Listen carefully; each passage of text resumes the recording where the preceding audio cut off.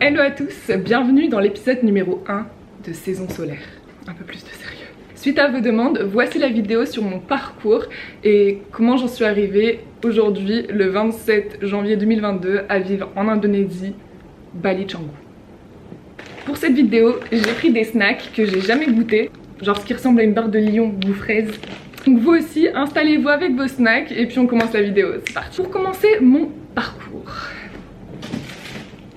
j'ai mon CV en main et je voudrais postuler pour vivre en vacances à vie. Comment je me suis retrouvée à vivre ici? Après un baccalauréat scientifique, je savais pas vraiment ce que je voulais faire, mais je savais que je voulais pas poursuivre mes études en sciences. Du coup, ce que j'ai fait, c'est que j'ai été à un de ces salons, vous savez, les salons universitaires. Moi, c'était au Grand Palais de Lille. Au loin, j'ai vu un stand avec plein de drapeaux du monde. Qui êtes-vous? Là, ils m'ont répondu, vous connaissez, c'est pas des commerciaux, c'était des étudiants. Très chill, ils m'ont un peu vendu du rêve. Donc écoutez, nous on est une International Business School, l'ESTIS, école de commerce international, et dès la première année, vous allez pouvoir voyager à l'étranger entre 2 à 4 mois. J'ai dit stop, vendu. Après avoir passé un entretien chez eux, d'ailleurs je me rappelle à l'entretien, ils m'avaient demandé quelle était la capitale de l'Australie, et moi j'ai répondu Cranberry.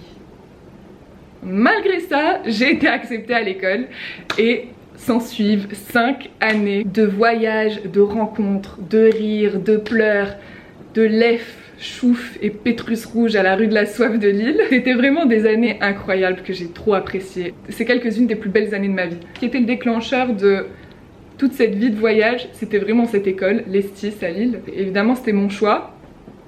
Mais je pense que sans cette école, j'aurais jamais été toute seule à l'autre bout du monde. Alors pourquoi on devait voyager dès la première année? Eux, ils appellent ça des stages linguistiques. Pour être honnête avec vous, je pense que tu vas arriver des jeunes de 18 piges qui connaissent rien à la vie mais qui se pensent déjà adultes parce qu'ils ont franchi le cap d'être en grande école de commerce à l'université catholique de Lille. Je pense qu'ils voulaient un peu nous rendre plus humbles. Je pense que leur but c'était un peu de nous brusquer, de nous faire découvrir le monde. En tout cas, c'est l'expérience que moi j'en ai tirée. Et aussi, évidemment, quand tu fais des affaires, t'es quand même en commerce international. C'est ces communications interculturelles qui étaient aussi intéressantes à découvrir quand on voyageait à l'étranger, dans une optique de business. Imaginons un japonais qui fait des affaires avec un italien, à un moment donné, il y a des gestes parfois qui peuvent être mal interprétés, incompris, et donc il faut respecter la culture, la comprendre. Les situations où la communication interculturelle et la connaissance de la communication interculturelle est très importante. Voyager, ça vous apprend des choses comme ça. Moi en Corée, je me suis retrouvée dans des situations où les gens ils m'ont dit écoute, fais pas ça parce que c'est pas comme ça que tu vas faire chez nous. Où moi je peux vous aider aujourd'hui, c'est qu'en fait l'école ne nous a pas du tout aidé à trouver un stage, le financer. En fait c'était des stages linguistiques, du coup on pouvait faire ce qu'on voulait. Dire que tu aurais pu aller travailler dans un café en Allemagne, ton stage aurait été validé, tu vois. Mais moi j'ai décidé de partir un peu plus loin. J'ai fait d'abord Corée du Sud, ensuite j'ai fait le Costa Rica, Barcelone, puis je suis partie 6 mois en Slovénie.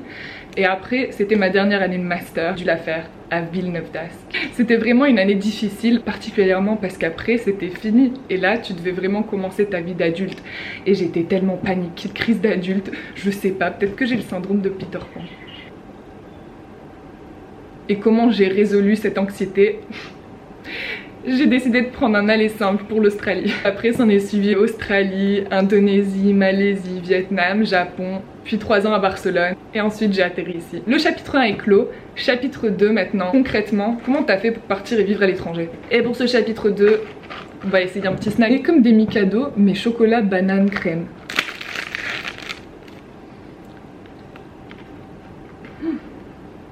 Oh ouais, ça sent la banane chimique. C'est pas mauvais.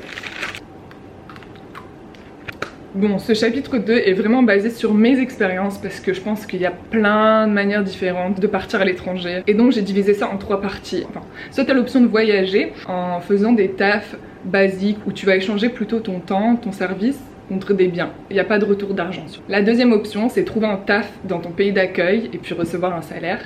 Et la troisième option, partir, donc soit en ayant déjà un travail de freelance ou alors par un VIE. La première option, échanger ses services contre des biens. Ce que je veux dire par là, tu vas travailler comme par exemple fille au père, travailler dans des fermes, dans des camps de surf, dans des camps de yoga, ou alors, mon option favorite, les auberges de jeunesse. Pourquoi l'auberge de jeunesse est mon option favorite? Par exemple, moi j'ai travaillé en auberge de jeunesse en Corée du Sud, j'ai fait 3 mois à Barcelone, 5 mois en Australie également. En fait, quand tu voyages à l'autre bout du monde solo, tu connais personne. T'es à l'autre bout du monde, t'es seul en tête à tête avec tes traumas d'enfance, et puis si t'es une personne un petit peu sociable et qui veut rencontrer du monde au final, la grande majorité des personnes qui travaillent en auberge de jeunesse voyagent seules aussi. Donc tu te fais vraiment une base de potes avec les travailleurs, puis après tu rencontres tout le temps des nouvelles personnes qui viennent en tant que client dans l'auberge de jeunesse. Puis en fait tu te rends vite compte que quand tu voyages solo, t'es jamais vraiment solo. Il y a plein de personnes qui voyagent solo et du coup vous avez tendance à vous rapprocher plus rapidement. Les liens en fait ils sont tellement plus intenses et plus rapides. Les amitiés ou les relations de couple, vous les vivez vraiment plus intensément quand vous êtes loin comme ça tout seul de votre routine et de votre quotidien. C'est des expériences où tu sais qu'il y a une fin. Et donc tu es là vraiment à profiter de chaque instant présent parce que par exemple moi je suis partie en Corée, je savais que c'était 3 mois dans l'auberge de jeunesse. J'ai un début et j'ai surtout une fin. Ça donne envie de vivre l'expérience à 300%. Et je vous prépare à ça, c'est que ça va aussi vous briser le cœur. Combien de fois ces expériences m'ont brisé le cœur, c'est-à-dire que tu te fais pote, tu te lis d'amitié avec des personnes tellement fortes et tu te crées une vie en fait, tu te recrées une routine dans un autre pays comme ça. D'un coup tu la coupes totalement et tu reviens dans ta routine d'avant en laissant cette vie derrière toi, une vie que tu vas jamais revivre. Même si tu revois ces personnes des années plus tard, vous allez jamais vraiment revivre cette même expérience. Tu dois quitter les personnes avec qui tu es tellement proche, bah ça te brise le cœur, tu pleures pendant des jours, ça m'arrivait tellement de fois, c'était vraiment atroce. À un moment donné, ça m'a un peu refroidi de rencontrer des personnes parce que je voulais plus m'attacher, parce que j'avais peur de trop en souffrir. Quand tu fais la somme des choses à la fin, c'est des pleurs de joie, c'est pas des pleurs de détresse, enfin, c'est parce que tu as vécu des expériences incroyables, donc tu peux que être reconnaissant de ça. Bref, on revient à nos moutons. Comment partir à l'étranger? J'ai trouvé la plupart de mes tafs en auberge, couchsurf, etc. sur le site qui s'appelle workaway.info et un autre qui s'appelle lpix.com il me semble. Donc n'hésitez pas à aller sur ces sites, vous allez voir que vous pouvez choisir votre pays et vous allez avoir une liste d'hôtes. Mettez-vous d'accord sur les missions que vous allez faire avant de partir. Parce que moi ça m'est déjà arrivé auberge de jeunesse et en fait le travail que je faisais c'était un peu illégal. Enfin, c'est que les auberges elles ont pas vraiment le droit de te faire travailler gratuitement. Tu vas donner de l'argent puis à la fin tu le récupères, c'est au cas où ils se font contrôler. Donc ces tafs en auberge de jeunesse par exemple, tu vas travailler pendant 4 à 5 heures, ça dépend vraiment des missions que l'auberge va te donner, en échange d'un lit, de nourriture, parfois de boissons, même alcoolisées. Donc voilà, moi par exemple quand je suis partie en Corée du Sud, j'ai fait donc plusieurs missions, j'étais soit à la réception, nettoyer les chambres, donc ça oui, nettoyer les chambres, changer les draps, nettoyer les toilettes. J'avais des missions aussi derrière le bar, donc je servais des boissons, je devais cuisiner parfois pour 30 personnes, enfin vraiment ça dépend des missions. Et en échange, eux ils me donnaient donc une chambre avec 3 repas par jour et puis j'avais aussi alcool gratuit quand j'étais en Corée. Donc au final, si tu pars, t'as peut-être juste besoin d'argent de poche si tu souhaites visiter des monuments ou sortir ou acheter des souvenirs, mais en soi tu peux vraiment juste payer ton billet d'avion, économiser assez pour pouvoir payer ton billet d'avion et une fois sur place bah tu dépenses rien. Et fille au père c'est pareil, c'est-à-dire que tu vas aller dans une famille pour garder un enfant et puis la famille en échange bah, elle t'offre le toit, la nourriture et donc voilà, pareil, t'as pas grand chose à payer et puis c'est des voyages qui sont vraiment pas chers. Pour ce type de voyage t'as pas besoin de visa à proprement parler, tu vas aller dans le pays avec un visa touriste en fait. Visa touriste en fait généralement il dure 3 mois. Si tu veux rester plus longtemps que 3 mois, ce que beaucoup de personnes font c'est que tu sors du territoire et tu re-rentres et ton visa est renouvelé pour 3 mois. Par exemple quand j'étais en Corée du Sud, il y a beaucoup de personnes qui voyageaient au Japon en bateau même un seul jour et ils revenaient et leur visa touristique pour la Corée du Sud était renouvelé de 3 mois. C'est la première option de voyage. Deuxième option de voyage c'est vraiment d'aller dans le pays et puis de trouver du travail dans ton pays d'accueil. Soit tu fais ça à travers un PVT, donc ça c'est le programme vacances-travail, ce que j'ai fait en Australie, soit tu vas sur place et tu cherches du travail. Ça je l'ai fait en Espagne, c'était beaucoup plus simple avec l'espace Schengen, t'as pas vraiment besoin de business visa. C'est vraiment une grande opportunité, une grande chance qu'on a dans l'Union Européenne. Moi quand j'étais à Barcelone, j'ai vraiment travaillé comme si j'étais en France, il fallait juste que je sorte un numéro d'identification étranger et puis après je payais mes taxes en Espagne, tout était super facile. Pour revenir au PVT, en fait ce programme généralement il y a une date de fin, c'est pas un visa que tu peux obtenir pour une durée indéterminée, souvent c'est 1 an renouvelable sur 2 ans, mais après par exemple pour l'Australie tu pouvais pas faire plus de 2 ans. Le visa PVT, il est payant également. Pour l'Australie, j'avais payé 300 € il me semble. Puis après, tu as des prérequis. Le prix du visa va dépendre du pays. Et les requis également. Par exemple, je sais que souvent, c'est par rapport à la place qu'il y a. Celui qui arrive en premier obtient le visa. Après d'autres pays comme le Canada, c'est des tirages au sort, donc ça c'est un peu plus compliqué. Il va y avoir 300 places et 1000 personnes qui veulent y aller, c'est un tirage au sort, donc voilà. Ça dépend vraiment du pays et chacun a ses réglementations. Pour ce PVT, en fait, tu as différentes options. Soit tu trouves un travail avant de partir, donc tu vas sur LinkedIn, tu cherches du travail. Généralement, le PVT, tu peux travailler que 6 mois dans une même entreprise, après tu dois changer. Ou sinon, tu fais comme moi, clairement avec mon organisation. Moi j'ai juste acheté un billet d'avion aller simple et mon visa. Je suis partie sans savoir ce que j'allais faire. J'avais juste réservé 3 nuits dans une auberge de jeunesse et puis après j'étais en mode je vais voir avec la vibe. Et j'ai imprimé des CV en fait. J'avais mes CV en main, je marchais, je les déposais dans un café, dans des shops, puis dans un smoothie shop qui m'a accepté. Donc j'ai commencé à travailler dans un magasin de smoothie sur la plage de Bondi Beach qui s'appelait Boost Juice. Donc j'ai travaillé là-bas 4 mois à Sydney, puis après j'ai bougé en fait. Le but c'était vraiment de travailler, de te faire de l'argent pour ensuite voyager. C'est vraiment ça le but du visa vacances-travail. Il y en a beaucoup qui font ça au Québec aussi et tu peux faire ça dans plusieurs pays. Puis ça s'est super bien passé. Je devrais peut-être faire aussi une série de vidéos YouTube sur mes différents voyages, par exemple une vidéo uniquement sur la Corée du Sud, une autre uniquement sur le Costa Rica, sur l'Australie. Je pense que ça peut être intéressant. Si ça vous plairait de voir ça, n'hésitez pas à me le dire en commentaire. Ce visa, quand j'étais partie 1 an en Australie, donc j'ai fait 4 mois je pense dans le smoothie shop, puis ensuite j'ai voyagé un peu et donc vraiment j'avais plus d'argent, donc j'ai dit vas-y on va faire les fermes parce que tu gagnes vraiment beaucoup d'argent en ferme. Énormément d'argent à se faire en Australie pour être honnête. 1 mois de ferme parce que c'était quand même très difficile et ensuite j'ai fait 5 mois en auberge de jeunesse, mais c'était pas le même travail que ce que je faisais d'habitude, c'est à dire que là je faisais uniquement de la réception et j'étais payée. En fait non, d'ailleurs dans cette auberge de jeunesse je faisais 30 heures en réception, donc j'étais payée.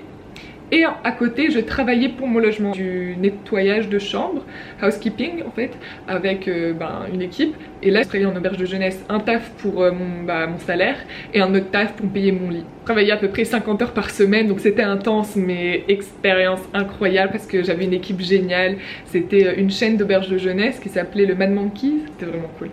Et ensuite, la troisième option de voyage, c'est de partir en ayant un travail de freelance. Et c'est ce que je fais actuellement. Donc je suis en freelance, j'ai mon statut de freelance, donc indépendant. Je travaille sur des missions. Par exemple, là mon dernier travail c'était de la vente. C'est pas forcément mon domaine parce que moi j'ai un master en marketing, mais bon j'ai pris ce travail de vente juste pour pouvoir venir à Bali, me faire de l'argent, etc. Mais voilà, généralement moi mon domaine c'est le marketing, donc je suis spécialisée dans le marketing digital. Donc je prends des missions pour par exemple des marques qui ont besoin de développer leur visibilité en ligne et moi je les aide à ça. Ça peut être des missions ponctuelles de quelques semaines comme de quelques mois et donc c'est un salaire français. Ça c'est intéressant parce que du coup tu as un bon pouvoir d'achat quand tu pars dans des pays où la vie elle est moins chère, donc voilà, soit un statut de freelance ou alors tu pars en VIE et le VIE en fait c'est un contrat avec une entreprise française qui a des filiales à l'étranger en fait et ils vont te mettre sur un département par exemple Vietnam, à Ho Chi Minh et tu vas devoir, en fait tu travailles pour l'entreprise française mais à l'étranger et souvent c'est des VIE d'1 an et donc également tu as un salaire français. Donc ça c'est intéressant par exemple si tu fais ton VIE en Asie ou en Amérique du Sud mais je pense que tu peux le faire partout. Il y a un site pour faire son VIE et je pense qu'il faut avoir, je pense que c'est jusqu'à 30 ans les VIE. Je vais vous mettre le site ici. Et donc il faut juste aller dessus, s'inscrire et puis vous allez avoir une liste de VIE qui sont disponibles. Je vais juste vous donner quelques conseils au niveau de vos voyages avant de passer au chapitre FAQ. Ayez des économies. Ayez des économies. Moi j'ai toujours des backups, c'est-à-dire que j'ai un compte courant que j'utilise voilà, pour mes dépenses de tous les jours, mais à côté j'ai un compte où j'ai des économies que je ne touche pas et si je les touche c'est juste pour acheter mon billet d'avion et pour rentrer parce que tu vas te retrouver dans des situations où parfois tu n'auras plus de travail. Par exemple quand j'étais en Australie à un moment donné je me suis retrouvée vraiment sans argent. Soit tu te débrouilles et tu trouves un travail vite et voilà t'es débrouillard, ou alors malheureusement il y a des gens qui sont dû rentrer parce qu'ils avaient plus d'argent. Donc il faut vraiment faire attention et je vous conseille vraiment d'avoir une bonne base d'économie quand même. Moi je l'ai appris à mes dépens parce que je me suis retrouvée dans des situations où j'ai dû manger du riz blanc pendant 2 semaines juste pour pouvoir rester dans le pays, tu vois. Mais voilà, donc faites attention à ça. Et toujours avoir du cash, un petit peu de cash en fait, parce que tes cartes elles peuvent être bloquées. Moi je me suis retrouvée 2 fois dans des situations où ma banque française avait bloqué ma carte parce qu'ils ont vu une transaction en Corée du Sud, ils se sont dit celle-là elle a dû se faire voler sa carte. Ils me l'ont bloqué, j'avais 0 carte. Donc aujourd'hui j'ai 3 cartes différentes, des comptes différents. Franchement je me suis retrouvée dans la merde. Ça peut être aussi une story time intéressante si je fais une vidéo spéciale Corée du Sud. Et aussi également toujours avoir une assurance maladie. C'est à dire que moi quand je suis partie en Australie, même pas j'y ai pensé. j'ai pas pris d'assurance maladie pendant 1 an où j'étais en Australie. Ça veut dire que si tu te casses le bras, tu vas devoir payer 10 000 euros. Bon, je suis peut-être extra, mais tu payes vraiment cher. J'ai une carie. J'ai dû payer 350 $ pour soigner ma carie. Pour vous dire. Après, les salaires en Australie, voilà, ils suivent, donc ça va. Payer par semaine, ça c'est cool. Mais voilà, toujours avoir son assurance maladie. Je vous le dis parce que moi, en fait, c'est même pas que je voulais pas en acheter une. Mais j'y ai pas pensé, en fait. Toujours avoir des cachets contre la tourista, c'est la diarrhée. Et puis, très important, un carnet de voyage. Avoir un carnet de voyage où tu peux écrire tes expériences, tes ressentis. Ça te vide la tête, ça te fait... Voilà, plus tard quand tu le relis, ça te fait voyager, ça te remémore des souvenirs. Donc, achetez un carnet de voyage si vous partez. Moi, je vous raconte ça aujourd'hui.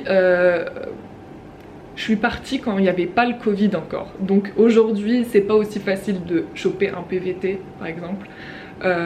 Donc, en espérant que cette situation cesse, je pense que les programmes vacances-travail ont réouvert pour l'Australie. Je suis pas sûre, mais ça, faut toujours checker sur le site du gouvernement. Avec ce Covid-là, il y a...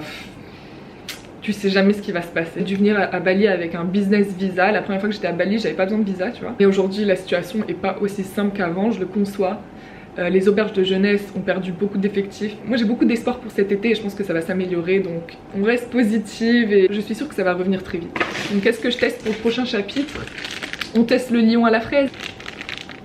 Alors, le prochain chapitre, c'est le FAQ. C'est toutes vos questions que vous m'avez posées sur Instagram, auxquelles je vais répondre tout de suite.